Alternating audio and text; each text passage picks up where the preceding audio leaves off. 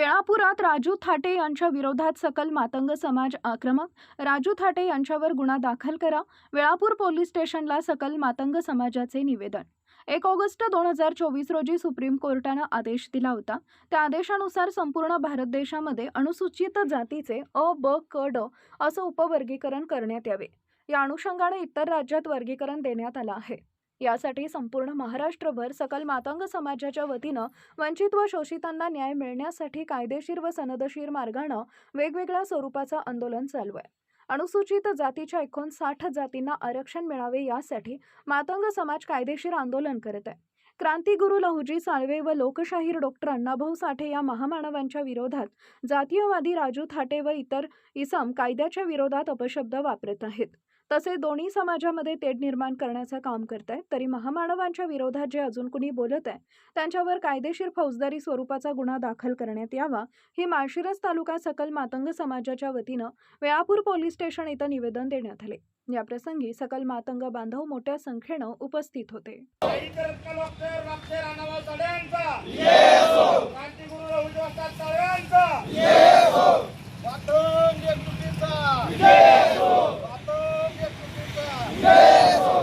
छत्रपती शिवाजी महाराजांचा. सर्वोच्च न्यायालयाने 1 ऑगस्ट 2024 रोजी अनुसूचित जाती अ, ब, क, ड वर्गीकरणात यावे असा आदेश पूर्ण भारत देशाला दिलेला आहे. आणि त्या अनुषंगाने भारत देशातले काही राज्य त्या राज्याने अहवाल पूर्व सादर करून आरक्षण दिलेलं आहे. परंतु या महाराष्ट्र पाठीमागे राहिलेला आहे. त्या संदर्भात आपण एकत्र येऊन हा लढा उभा केलेला आहे. आणि असे लढा उभा करत असताना 59 जातीतही कुठेतरी अंधारात असलेला कुठेतरी उजेडात येण्यासाठी सर्वोच्च न्यायालयाने हा आदेश आपल्याला दिला आहे. आणि त्या आदेशाचं पालन करण्यासाठी पूर्ण महाराष्ट्रामध्ये सकल मातंग समाजाच्या माध्यमातून आंदोलन आणि उपोषण ही कायदेशीर मार्गाने करत आहे. सर्व महामानवांना एकत्रित घेऊन सर्व महामानवांचा विचार घेऊन आज सकल मातंग समाजाच्या वतीने महाराष्ट्रभर आंदोलन उपोषण होत आहे. पण काही जातीवादी आहेत की या समाजामध्ये तेढ निर्माण करत आहेत. तर त्या तेढ निर्माण करत असेल तर त्यांना कायदेशीर आपण फौजदारी गुन्हा दाखल करावं. जो राजू थाटे आहे हा काहीतरी महामानवांच्या विरोधात लोकशाहीर डॉक्टर अण्णाभाऊ साठे, क्रांतिगुरू लहुजी साळवे यांच्या विरोधात बोलत आहे. तर आमची प्रशासनाला व सरकारला एक विनंती आहे, जातीमध्ये तेढ निर्माण न करता महामानवांचे विचार तळागाळापर्यंत पोहोचलेले आहेत. तर अशा समाजामध्ये फूट पाडणाऱ्या व्यक्तीविरोधात, त्या इसमाविरोधात, जातीवाद्याविरोधात कायदेशीर व फौजदारी अंतर्गत गुन्हा दाखल करावे अशी आमची सर्व सकल मातंग समाज माळशिरस तालुक्याच्या निमित्ताने विनंती आहे. मातंग समाज माळशिरस तालुक्याच्या वतीने वेळापूर पोलीस स्टेशनला निवेदन दिलेलं आहे की अबकड वर्गीकरण संदर्भात जो मोर्चे चालू आहेत, आंदोलने चालू आहेत, त्याच्याविरुद्ध कोणतरी जातीवादी बढवा येतोय आणि उठतोय आणि आमच्या महापुरुषांबद्दल अपशब्द बोलतोय. माझी एकच विनंती आहे या सरकारला की हा कोण बढवा आहे त्या बढव्यावर तात्काळ फौजदारी स्वरूपाचा गुन्हा दाखल करावा, हीच माझी प्रामुख्यानं मागणी राहील. आणि तात्काळ त्या जातीवादी बढव्याला जेरबंद करावं.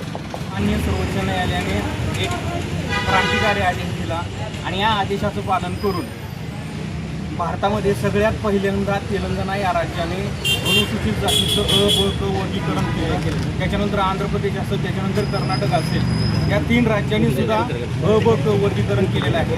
त्याच दृष्टीने 2024मध्ये फडणवीस सरकारने न्यायमूर्ती बदरगे नावाची समिती स्थापन केली. त्या समितीचा अहवाल आपल्या फडणवीस सरकारला भेटलेला आहे आणि त्या अहवालाच्या माध्यमातून अ, ब, क वर्गीकरण महाराष्ट्रात लागू होणार आहे. पण खरं तर आजपर्यंत आपण ज्यांचे झेंडे उचलले, आजपर्यंत आपण ज्यांना खांद्यावर घेऊन मिरवलं, तीच लोक आज मातंग समाजाच्या ताटात वाढलेलं आरक्षणासाठी विरोध करतायत. आजपर्यंत आपण मोठ्या दिलानं मोठा भाव म्हणून किंवा बारका भाव म्हणून इतर समाजाला आपल्या ताटातलं आरक्षण दुसऱ्याला जे येतंय, मग ते नोकरीत असेल, सामाजिक क्षेत्र असतील किंवा इतर क्षेत्रामध्ये आरक्षण दिलं. पण आज अशी परिस्थिती आहे, जे आरक्षणाचा लाभ आमच्या मुलांच्या वाट्याला यायचा आहे तो यांच्या वाट्याला येऊ नये म्हणून ही लोक आज विरोध करत आहेत. खरं तर डॉक्टर बाबासाहेब आंबेडकरांनी 13% आरक्षण दिलं.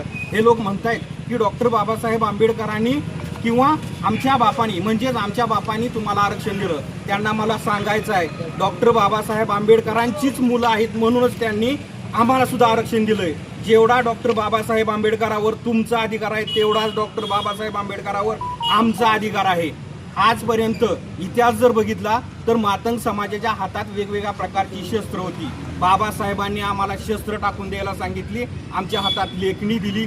त्याच लेखणीचा वारसा साहित्यरत्न लोकशाहीर अण्णाभाऊ साठे पुढे चालवला. तेच हत्यार परत घ्यायला आम्हाला लावू नका. आमच्या हातात कायद्यानं लेखणी आलेले आहे, विचार आमच्याकडे आलेले आहे, विचाराच्या माध्यमातून आम्ही पुढे चाललेलो आहे. आमच्या ताटात जे आरक्षण आहे ते आम्हाला मिळालं.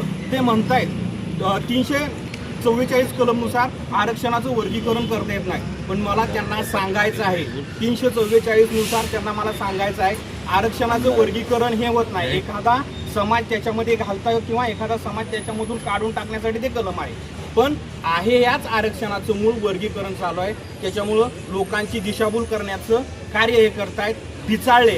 कारण त्यांना माहीत आहे आजपर्यंत SC मधील इतर जातींचं आरक्षण आपण खाल्लंय, इथून पुढं हे आपल्याला खाता येणार म्हणून पिचळलेत. त्या माध्यमातून कोणत्याही प्रकारचे आक्षेपार्ह पोस्ट टाकतात आणि समाजाची बदनाम करण्याचा प्रयत्न करतात. अशा वृत्तीला सरकारने असेल किंवा पोलीस स्टेशनच्या माध्यमातून वेळीच मुसक्या घालणं आवश्यक आहे. आणि मातंग समाजाचं लवकरात लवकर उपवर्गीकरण व्हावं ही विनंती करतो आणि थांबतो. जय भीम, जय